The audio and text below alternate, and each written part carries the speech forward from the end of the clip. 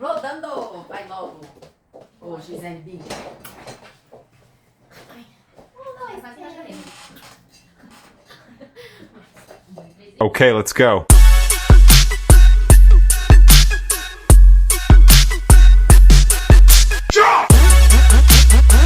Olá! Sejam bem-vindos a mais um vídeo do canal. E hoje será um bate-papo entre amigos, que a gente precisa falar de um assunto que é muito importante, mas que não é muito falado, que é... São 5 fatores, entre vários, do que não fazer na hora de escolher a sua marcenaria. Exatamente, são coisas importantes que acabam passando batido e que a gente precisa falar sobre isso. Então, vamos pro vídeo! Então, o primeiro tópico aí do que a gente precisa evitar e que acontece muito, tá? É a marcenaria versus a reforma total, seja da sua residência, seja do seu apartamento ou seja apenas de um ambiente. Tá? O que acontece? Muitas pessoas não começam a pensar de uma forma unificada a reforma e a marcenaria no contexto. Certo? Sim, então eu acho que é importante, porque quando se tem um profissional, já tem um projeto arquitetônico, a marcenaria é pensada junto. Geralmente quando você pega esse projeto, já vem todo detalhado. Só que às vezes, quando você não tem um profissional ali acompanhando desde o princípio, possa ser que você vá fazendo por etapas, que é normal você ir fazendo aos poucos, até a marcenaria às vezes a gente faz, Sim. vai por prioridades, né? Começa pela cozinha, vai fazendo um ambiente por vez, mas na hora de pensar, precisa pensar no contexto, para que fique, no final, fique tudo harmônico, não fique parecendo que foi feito uma coisinha de cada vez, mesmo sendo feito dessa forma. Se você pensa no contexto antes, eu acho que você consegue trazer no final um resultado mais positivo, né? Sim, exato. Porque o que muito nós vemos, as pessoas começam com a reforma, entram com a parte mais bruta, às vezes do zero mesmo. E aí depois a fase de acabamentos, enfim. Depois de tudo isso que vai pensar na marcenaria. E aí limita-se um pouco mais com relação a escolhas de acabamento, a parte funcional dos ambientes. Então, se a gente já consegue e inicia o alinhamento dessas duas questões juntas, no final o resultado ele tende a ser muito melhor. É isso. Um outro ponto que eu acho bem relevante e que muitas pessoas pecam, digamos assim, é na questão de escolher os móveis somente pelo orçamento e no mais barato. E essa é uma questão que a gente pensa aqui, né, que não existe aquele BBB, bom, bonito e barato. Não tem como colocar as 3 palavras numa frase só, quando o quesito é móveis planejados. Exatamente. Então, se você busca uma qualidade maior, consequentemente você vai ter um custo maior, mas é um custo-benefício que vai estar equivalente com a qualidade do produto que você está adquirindo. Então, lógico, temos alternativas de baratear o projeto? Sim, temos, mas a gente sempre vai avaliar se isso não vai interferir na qualidade. Porque se é algo que você vai fazer só para baratear o custo, mas que vai te trazer problema futuramente, a gente não vai vender, porque a gente sabe que vai ser problema para você e pra gente. Que vai dar uma manutenção, sim, né? Ou até mesmo na própria estética. Isso já aconteceu com a gente em alguns atendimentos de clientes nossos. Sim. No sentido de a gente receber um budget e ter que trabalhar em cima desse projeto. Porém, muitas vezes, o que o cliente precisa, o funcional em si do projeto, vai ficar um pouquinho acima daquele valor mencionado. Então, às vezes, é muito melhor você se planejar um pouco mais com relação ao orçamento e fazer aquilo que é seu desejo e o que vai ser funcional no seu dia a dia, do que simplesmente a gente conseguir chegar no budget passado pelo cliente, mas não te atender funcionalmente. Então a gente precisa sempre colocar numa balança essas duas questões e ver o que é exatamente que o cliente precisa. Porque, ok, existem casos que vai ser uma um projeto para uma locação, um investimento. Então tudo bem a gente ter aí um budget um pouquinho mais cravado, onde a gente precisa idealizar o projeto em cima disso e mantê-lo. Porém, quando você vai morar ali e você vai ver aquilo todos os dias, e no seu dia a dia talvez isso não corresponda com aquilo que você planejou e você sempre sonhou, então eu acho que nem sempre, a hora de escolher os móveis, o preço, né, o orçamento, ele deve ser levado como base.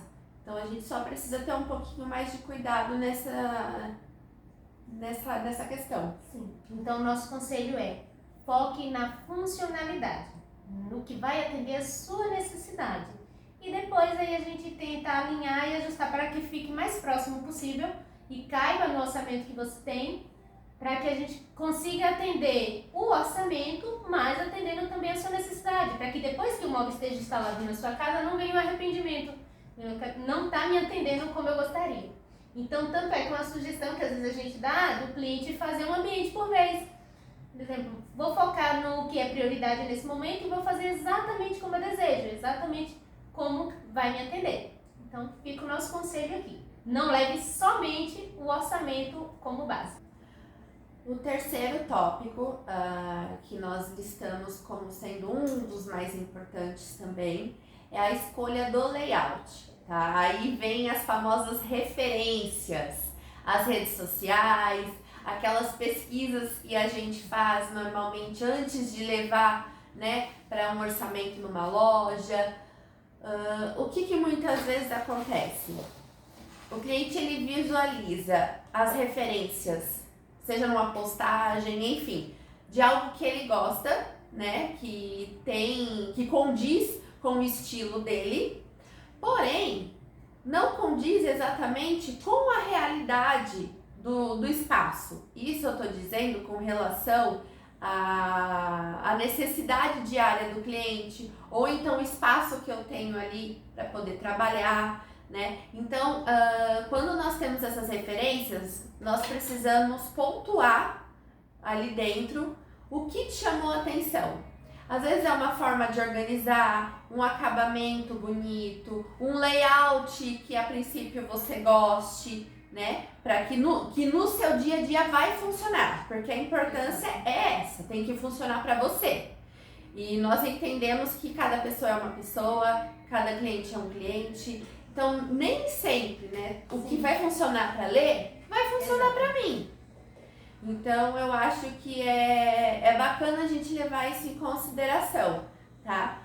Não ser levado somente pela estética, pelo brilho em si daquele post, né? E não esquecer da real essência, que é o que vai funcionar realmente para você.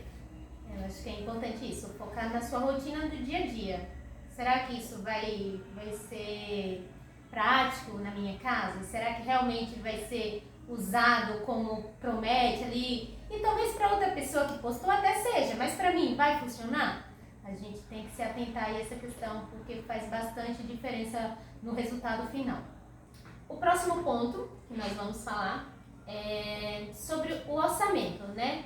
Que é a importância de planejar adequadamente o orçamento. Muitas vezes, quando você vai pensar na marcenaria, você está ali numa construção ou numa reforma. Como eu falei anteriormente, se você tem um projeto arquitetônico, provavelmente isso já foi pensado. Mas se você não tem, muitas vezes a gente, vamos começar pelo começo, que é aquela reforma grossa, é fazer forro, fazer piso. De repente você acabou de pegar o apartamento ali, às vezes até entregou com um piso legalzinho, mas você prefere trocar, colocar aqueles dos seus sonhos e tá tudo bem, você querer deixar o ambiente do seu jeito. O que a gente quer trazer aqui é que você pense no contexto. Não deixe para pensar na marcenaria só no final. Porque às vezes você tá com um sonho de fazer um projeto de marcenaria bacana, com alguns detalhes que é importante para você, mas que depois de toda a reforma, vai ver você já não está com o orçamento que caiba aquele projeto de marcenaria que você sonhou. Então, por quê? Pensando no contexto, talvez você consiga enxugar um pouco em outros elementos. Por exemplo, já está com piso, é um piso legal, está novo, de repente eu não vou trocar o piso e vou investir um pouquinho mais na marcenaria. Então, acho que é coisas que é importante. Pensando no contexto, você consegue fazer esse comparativo, colocar no balanço o que é mais importante para você e não ter essa frustração de chegar lá na frente com aquele sonho de fazer aquele quarto lindo, aquela marcenaria bem pensada e quando você forçar, não caber no orçamento que você tem disponível para investir na marcenaria. Exato. Então, tudo é planejamento, sempre. Vai planejar, eu vou fazer o orçamento, igual o pessoal faz, eu vou fazer o orçamento do gesso, eu vou fazer o orçamento do revestimento, mas faz o orçamento da marcenaria também, sabe? Já tenta se programar no todo, porque a marcenaria ela é a cerejinha do bolo. Então, às vezes, é o toquezinho final que o seu ambiente precisava para ficar da maneira que você sempre sonhou, seja na estética ou na funcionalidade. Então, é um ponto que é uma dor que normalmente chega também pra gente no sentido de e a marcenaria é a última que entra, então eu acabei tudo, o que sobrou pra mim foi isso, eu tenho que fazer tudo, sabe? Então, acho que é muito válido a gente se planejar nessa questão também. A gente nem fala de fechamento. Não. Eu acho que nesse início é você buscar orçamentos para você ter um parâmetro de comparação e avaliar ali o que você pretende investir mais, o que você pretende investir menos para conseguir fazer tudo aquilo que você deseja. Então, fica aí o nosso conselho. Pense no contexto, mais uma vez. E para finalizar o nosso bate-papo, vamos falar do último ponto que trouxemos aqui, que é desconsiderar fatores ergonômicos. O que é isso? São alturas de bancada, alturas de prateleiras, para você não correr o risco de bater com a cabeça ali no dia a dia, se tem uma prateleira suspensa. Então, nós temos normas brasileiras que a gente segue, né, todas essas alturas aí, porque o brasileiro tem uma altura média, mas tem pessoas que estão fora da média, tem pessoas mais baixas, tem pessoas mais altas, e esses fatores devem ser considerados de pessoa para pessoa. Bancada de cozinha, por exemplo, o que a gente usa normalmente é 90 centímetros acabado. Mas se é uma pessoa mais alta, que tem ali 1,80 m, 2 metros, 90 centímetros vai ficar desconfortável, a pessoa vai ficar assim, ó, para lavar louça. Então essas questões a gente tem que considerar também na marcenaria. Por exemplo, a altura de armário aéreo. Sim, também. A altura é profundidade de armário aéreo, né? Sim. Então, assim, depende de vários fatores para isso. Então, é preciso considerar projeto por projeto, o dia a dia de cada um, o funcionamento da vida diária de cada um, né? Então, quando a gente fala de desconsiderar esses fatores, é quando eles passam despercebidos, né? Seja de fato pelo cliente, seja lá por quem está projetando, enfim. Você tem algumas coisas que você só vai ver no dia a dia, né? E aí você vai pensar, nossa, tá desconfortável para mim, isso aqui tinha que ser um pouco mais alto, um pouco mais baixo, eu tenho um pouco mais de espaço, sabe? Então todos esses são fatores que a gente precisa considerar na hora de fazer o projeto, na hora de revisar o projeto executivo, né? Então é muito válido, a gente não pode esquecer desse tópico. Sim, e já tivemos casos aqui de uma varanda gourmet, por exemplo, a gente foi fazer, tinha uma mesa ali acoplada. Inicialmente, a cliente estava pensando de utilizar a cadeira de jantar padrão, que tem ali o assento 45 de altura acabado. Só que no meio, no andamento do projeto, ela decidiu trocar as cadeiras por banquetas, que são mais altas. Ou seja, nós precisamos subir um pouco mais a altura dessa mesa para que ela conseguisse utilizar de forma confortável. Se não houvesse essa mudança no projeto ali, talvez ela tivesse comprado a banqueta, ela não iria conseguir usar. Sim. Ou então até tivesse considerado as cadeiras tradicionalmente, mas não ia oferecer o uso que realmente ela gostaria. Então, como era um caso também de que ela já tinha a ideia e a noção das banquetas que ela iria colocar, as alturas, então nós conseguimos colocar proporcionalmente para aquele caso, entende? Então, para ficar a banqueta numa altura confortável, para a gente levar em consideração a perna na hora de encaixar as banquetas na bancada. Então, tudo isso é preciso considerar. Mas, de forma geral, podemos dizer, cada cliente é único, cada rotina é única, não tem Nós como. amamos vocês! Cada família é única. Então, não dá pra gente pensar e levar como parâmetro de comparação a família A para a família B. A gente precisa pensar detalhadamente cada projeto e, como que eu posso falar, adequar tudo isso para ficar confortável para aquela família específica que estamos realizando o projeto. É por isso que a gente tenta fazer nossos atendimentos o mais personalizado possível. Porque, como a Lê disse, cada cliente é um cliente, cada um tem sua necessidade, tem a sua dor, cada um precisa de uma função diferente.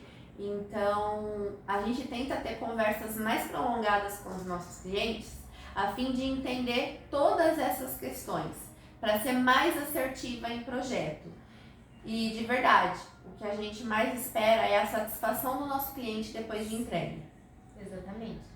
Eu acho que enquanto não estiver bem claro o que o cliente deseja, a gente vai sentar, a gente vai refazer, até que esteja 100% o cliente olha e fala, não, é exatamente isso que eu queria. O nosso objetivo aqui é esse. Então, eu acho que o que ficou de lição pra gente nesse vídeo é prestar atenção em algumas questões que normalmente a gente deixa de lado, pensar de uma forma coerente, junto, desde o início, porque uma coisa compõe a outra, então... Tudo está interligado, né? Não tem como separar. Sim, ou fazer uma parte e deixar para ver a outra só depois. Acho que são considerações importantes que a gente tem que prestar um pouquinho mais de atenção aí na hora de correr atrás dos móveis planejados, dos sonhos. É isso. E mesmo que a execução seja feita por partes, na hora de pensar, é importante ser pensado junto também. Exato. E isso já aconteceu, de a gente idealizar o projeto completo do cliente e a gente ir fazendo por partes. Mas que no final tudo vai fazer sentido, a composição vai ser homogênea e é isso, vai valer a pena. O cliente vai fazer aquilo que sempre sonhou, então vai estar realizado, né? Mesmo fazendo por partes, o que importa é a finalização, o resultado final. Olhar no final e ficar satisfeito. Exatamente. Né? Não ficar com aquela sensação, não era isso que eu queria. Exato. É isso, espero que vocês tenham gostado. Curtam, compartilhem. E deixa nos comentários se você já cometeu algum desses errinhos que a gente colocou aqui nesse vídeo. Sim, ou então, se vocês têm alguma outra sugestão, de repente algo que vocês já passaram por essa experiência e que é válido das pessoas tomarem também um pouquinho mais de consciência na hora de ir atrás dos móveis. É isso aí. Um beijo no coração de vocês e até o próximo vídeo. Tchau, tchau. Tchau.